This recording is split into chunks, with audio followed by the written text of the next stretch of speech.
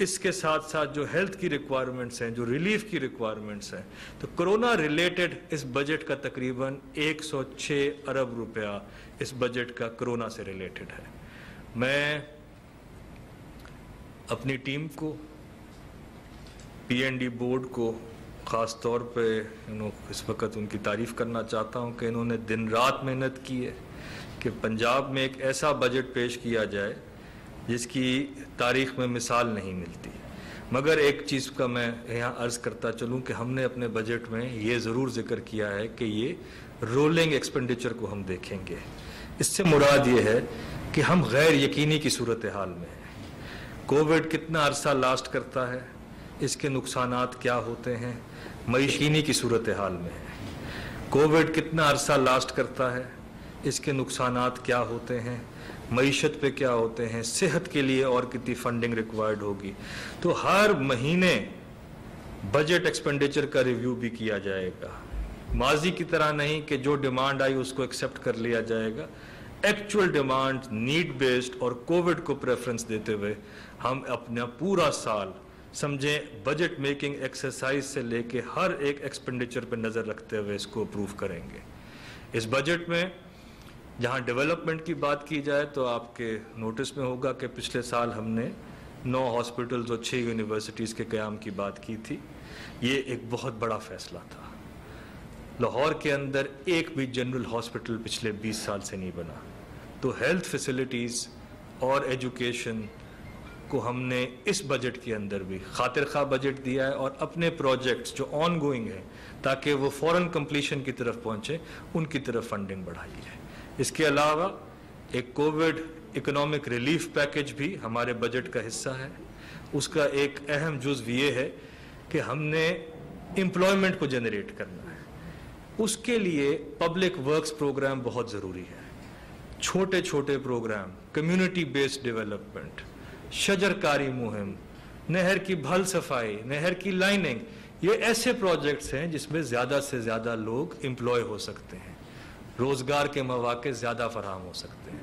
तो हुकूमत ने अपनी बजट की तरजीहात में पब्लिक वर्क्स प्रोग्राम को बहुत अहमियत दी है और मैं उम्मीद रखता हूँ कि आप इस बजट को, जो आपने भी एनालिसिस किया होगा, आपने ये भी देखा होगा कि हमने इसको इंक्लूसिव बजट बनाया है।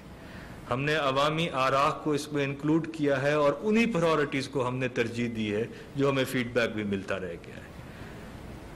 ये वक्त हमारी मईशत के लिए, हमारे हेल्थ केयर सिस्टम के लिए इंतहाई क्रिटिकल है, बट मैं उम्मीद रखता हूँ कि एक बेहतर मनसूबाबंदी के साथ इंशाअल्लाह इस बुरे वक्त से हम ज़रूर जल्द निकलेंगे और इंशाअल्लाह तरक्की की राह से हमवार होंगे। शुक्रिया। आप बार-बार कोरोना की बात कर रहे हैं। कोरोना को हुकूमत ने ही उसकी जो तहकीकात थी, ईद के दिनों में एकदम से कोरोना लॉकडाउन खोल दिया गया, उसका भी आज खमियाजा सारा पंजाब भुगत रहा है। मैं इस पर अर्ज करूं, देखें, दुनिया में कोई ये ट्राइड एंड टेस्टेड मॉडल नहीं है। ये नहीं हुआ कि कोरोना 17, 18 गुजर चुके हैं और 19 सिर्फ पाकिस्तान में आए और हम ही इसका हल जानते हैं और अक्ल कुल के साथ हल करेंगे। याद रखिएगा, ये वो एक वबा है जिसके साथ साथ हमें डिसीजंस लेनी भी पड़ेंगी, वापस भी करनी पड़ेंगी, फिर लेनी पड़ेंगी, क्योंकि डायनेमिक सिचुएशन है।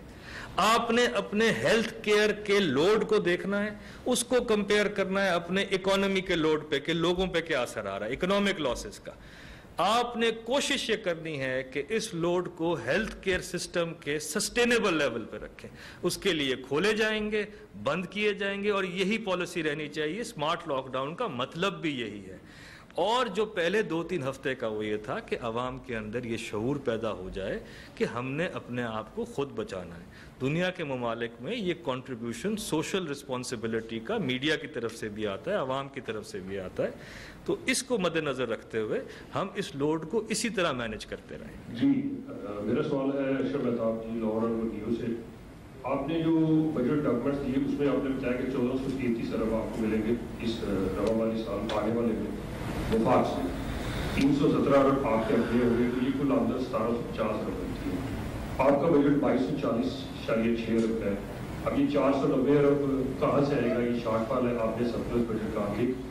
नंबर 2, आपने पिछले साल भी अपनी स्पीच में कहा था कि 3 यूनिवर्सिटीज, 63 कॉलेज, 67 तकरीबन कॉलेज की अपग्रेडेशन और 9 जदीद अस्पताल बनाए गए। जरा अपडेट बता दीजिएगा कि आपने, क्योंकि 3 महीने ये कोरोना आया, उससे पहले 9 महीने के अंदर आपके ये जितने वेंचर हैं इसका नाम बता दें कहाँ कहाँ बने, और इसकी जो लेटेस्ट पोजीशन है कि क्या वो छत की सतह तक बन गए हैं, बुनियादें रखी गई हैं, क्या कुछ ऐसे कॉलेज हैं कि जिनमें वो जो हमारे 2 करोड़ बच्चे थे या वो जो स्टूडेंट थे जिनको दाखिला नहीं मिलता था वो कब तक इनमें दाखिला ले सकेंगे। और तीसरा कि इमरान खान साहब का भी विजन है और बाकी आपका भी यकीनी विजन है कि अंडर पासिस, सड़कें और पुल बनाने से कौमें नहीं बनती। यकीनी बात है तालीम और सेहत आपकी बहुत ज़्यादा तरजीह थी, तो ये जो मैंने ऊपर ना बताए ये दोनों ये सेहत और उसके वाले से, तो ये फरदौस मार्केट के करीब अंडर पास बनाया जा रहा है, हालांकि वहाँ पे ओवर ब्रिज ऑलरेडी मौजूद है। तो ये फिर जो कौमें अंडर पासिस से नहीं बनती थी, ये फरदौस को करने के लिए बनाया गया। पहले मैं ज़रा आपके अदाद शुमार पे बात करना चाहूँगा कि ये भी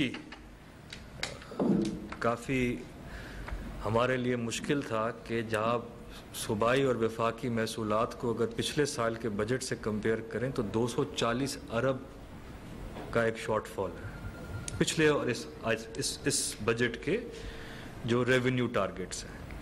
मगर फिर भी आप देखें कि हमने अपने एडीपी को प्रोटेक्ट किया है, एनुअल डेवलपमेंट प्रोग्राम को। हमने जहां चीज़ों को ठीक किया है वो सर्विस डिलीवरी के एक्सपेंसेस, फॉर एग्जांपल अगर तेल की कीमत कम हुई है तो ये हमने पीओएल की जो अखराजात थे हुकूमती उनको कम किया। हमने रिफॉर्म्स लेके आए पेंशन साइड के अंदर, मैं अर्ज कर लूँ ना एक सेकेंड। उसके अलावा हमने जो डोनर फंडेड प्रोग्राम्स थे उनको बहुत हद तक रीपर्पस किया और 50 अरब रुपए से ऊपर हमने वहाँ से स्पेस क्रिएट की।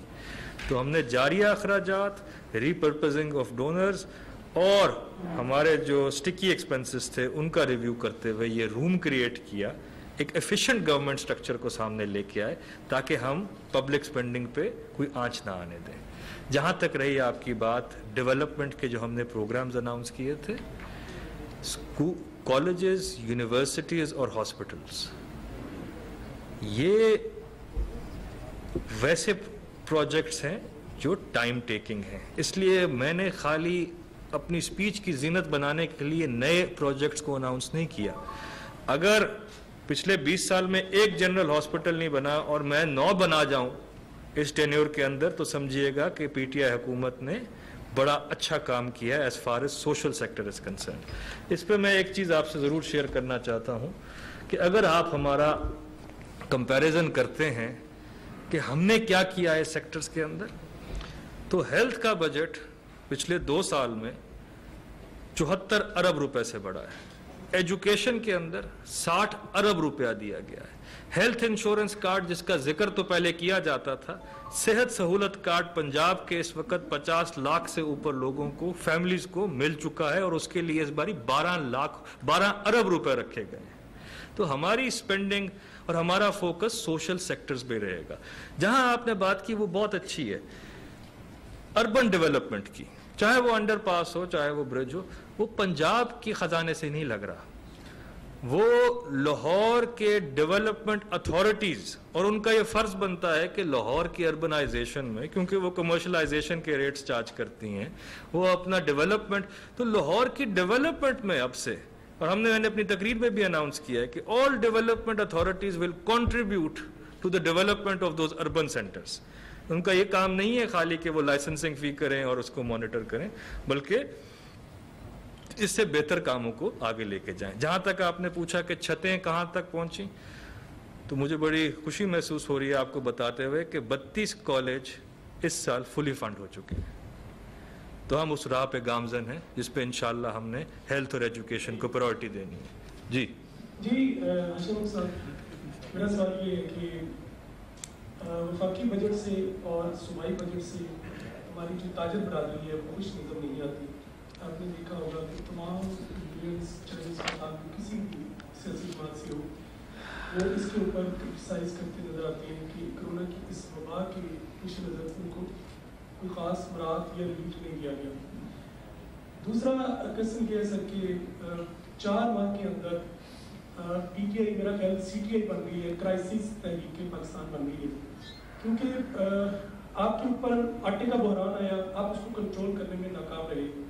चीनी का बहरान आया जिसमें कुछ वज़रा के भी नाम आते हैं, वो भी आप नाकाम रहे। उसके बाद पेट्रोल का बहरान आया, और ये पेट्रोल का बहरान वफाक के ऊपर डालना सरासर गलत होगा, क्योंकि इसमें जो हमारी डिस्ट्रिक्ट मैनेजमेंट है उसका बड़ा दखल होता है। पेट्रोल मौजूद था लेकिन पंप्स पर नहीं पहुंच सका, लोग फरियाद करते, लोग सड़कों पर पार होते नजर आए, लेकिन गवर्नमेंट नाम की कोई चीज़ नजर नहीं आई।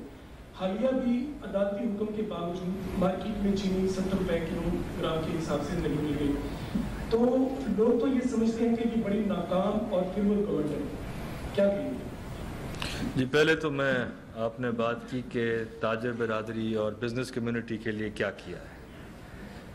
बहुत लोगों ने ये कहा कि जी IMF का प्रेशर होगा, आप आवाम को कोई रिलीफ प्रोवाइड नहीं कर सकेंगे।